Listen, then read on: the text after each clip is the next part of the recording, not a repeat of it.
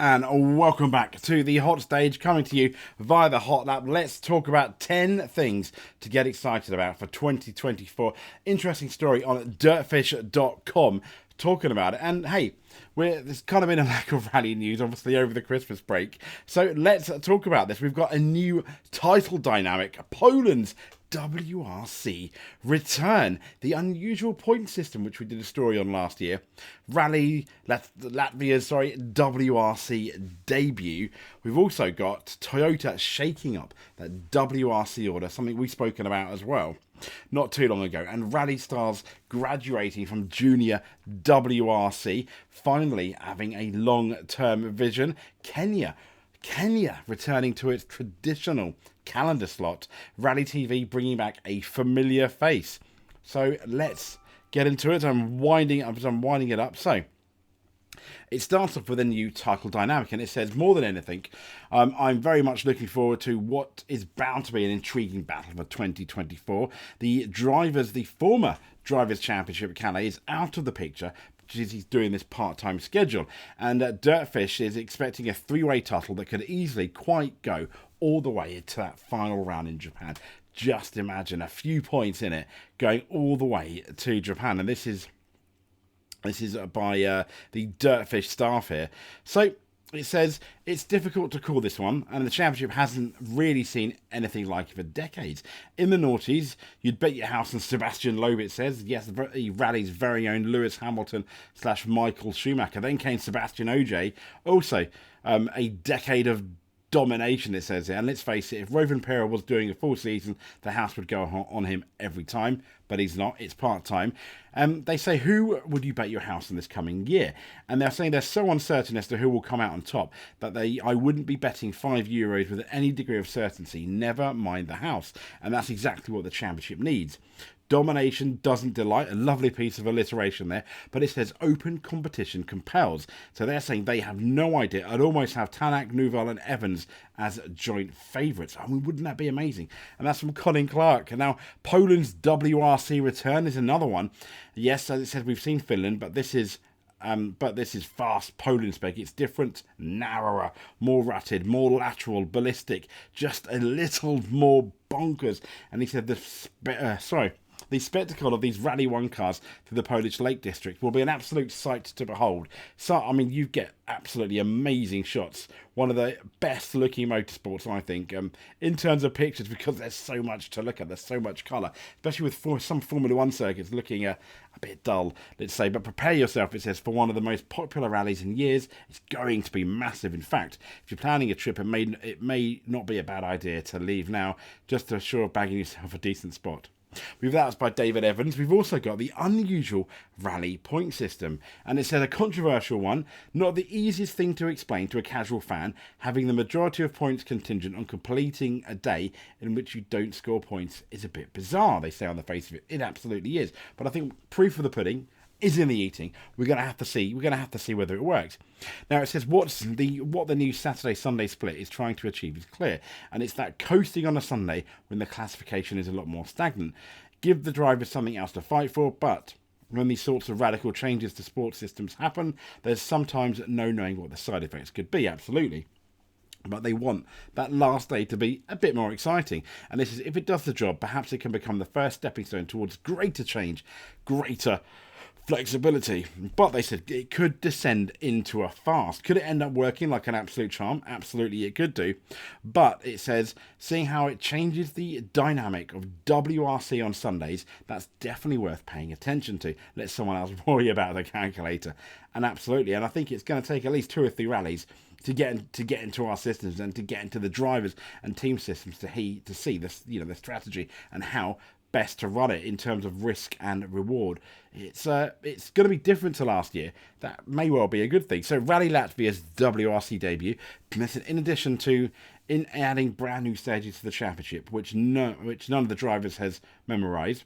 Rally Latvia will be a different type of challenge to any others this year, as the drivers who can adapt fastest to the new routes is likely to have an advantage. And this is that said, all of the current WRC factory drivers, Rovanpera has the most mileage on those roads. So assuming he shows up, they're expecting him to be one of the favourites. And as a new event in WRC, it's also got the chance to showcase itself to the world. Looking forward to seeing the wonderful sights of a new country as we watch rally cars rush to the Latvian countryside. But it says, most of all, I can't wait to see how the Latvian fans embrace and celebrate having WRC visit to their country. Rallying is huge in the Baltic region. I expect to see a fanatical support and a party-like atmosphere. And it's also got its own hero to support in Rally 2, Martin Sex. I've probably got your name wrong. I'm so sorry. The local lad whose father was a former mayor of... I'm not going to pronounce that either. But... won the event 2 years on the bounce when it was a round of the European Rally Championship. He will surely be favourite to win his WRC event in the WRC2 class. That's from James Bowen. So Toyota, as we did a story on this again, shaking up that WRC2 order with the introduction of the GR Rally. The GR Yaris Rally 2. That's going to add another variable to what is an already densely populated category. It says we've all seen the testing videos from the snowy Alps. The car looks great. It absolutely does look damn great. Skoda's dominated in recent years with the Fabia, so hopefully Toyota can come there and absolutely turn things upside down. Maybe. Also, the next one, a bit of as Hyundai's supreme ruler. You may know him from Formula One, leading Renault, one of the key men that signed Daniel Ricciardo, believe it or not, to Renault, and potentially says the key, potentially key to who comes out on top is the ability of Hyundai Supremo Cyril to manage and ultimately get the best out of his two at times fractious superstar drivers. They are very much enjoying the former team principal Andrea Adamo working his magic to keep Tanak and Nouvel in just about in line, but we all know Cyril plays a different game. Thanks to his recent promotion, it says, to Hyundai Motorsport President, alongside his team principal duties, he's the ultimate power in the team, but he'll have to use it wisely and maybe even somewhat diplomatically if he is to deliver the results his Korean paymasters are no doubt expecting. And I think big things from Hyundai this year and going forward. Cyril is no slouch. I think a lot of people like me were kind of shocked when he left Renault. And I felt with the Renault F1 team, he really wasn't getting the support he deserves. The support he seems to be getting from Hyundai. So I am expecting great things over the next few years with him in charge. Rally Star graduates from junior WRC. Yep, 3 years on from the announcement that the FIA were creating an initiative to compete for complete novices into full-blown rally drivers. We're finally seeing the fruits of that from the thousands of people who enter the selection events held as either esports competitions or slalom challenges in the real world. It says 4 drivers made it to junior WRC, where they'll each complete full season campaigns. Among them, we've got Max Smart, Jose Abito Capararo. Probably got the name wrong. I'm sorry, Jose. 2 drivers who never started a rally 12 months ago. Imagine that. But now find themselves competing against the world best young rally drivers. It almost reminds me of the Gran Turismo movie and a rally this time, rather than circuit racing. Maybe there's a film there somewhere, depending how good these guys do. There's Taylor Gill, the 20-year-old Australian. He's won 3 of the 6 events in the Rally Star training session. As on the start, chance it says here, to become the first Aussie since Chris Atkinson a decade ago. And then there's Estonio's Rome Jurgensen. Got the name. I'm so sorry if I'm absolutely destroying your names. I do apologise. A man who had given up on his dreams of becoming a rally driver before this programme and had instead switched to studying law. The 24-year-old also won 3 Rally Star events last year and looks every bit a future star. They said it's going to be absolutely fantastic. It will be interesting. Finally, it says a long-term vision. Now, in the lead up to the 2022 season kicking off, Dirtfish are saying that they recall writing about how it'd be the year we'd see huge decisions made about the long-term future. Even though it was the debut of Rally 1 in the WRC, Messieurs Ben Salayam and Reed had just been installed at the top jobs at the FIA, along with an impending change of rally chief and a widespread recognition that the hybrid regulations were a temporary solution to a permanent problem. Now, it said 2 years have passed, no tangible progress. There's a sense of urgency of establishing a working group to tackle the future of rallying. And it says, is the answer at top level rallying to rein in the complexity of these hybrid systems, kind of like the way Formula One has gone? Do we embrace hydrogen, as Toyota has repeatedly hinted and a preference for, and what are these support categories. So it's going to be really interesting. We've got Kenya's return to its traditional calendar slot, which is the Safari Rally, but slightly earlier than last year. We've got March rather than June. How much is that going to plague the weather? It says, I have no idea what this change means for the weather and conditions.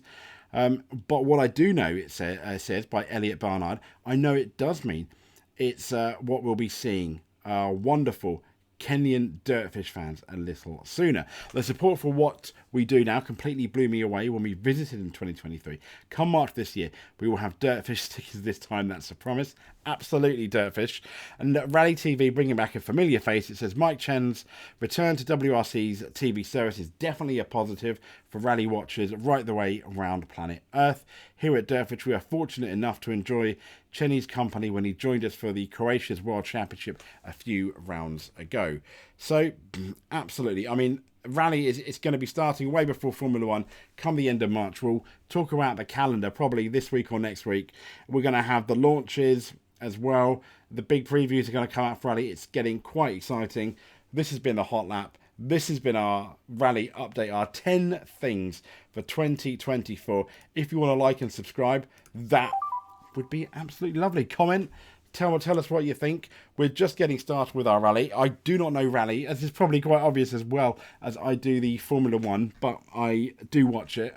I was watching it last year. I am an avid fan. I'm probably not as knowledgeable as maybe even some of the content creators, but I'm trying. I'm really into it, and I can't wait to share it with you guys. Thank you very much. Speak to you soon.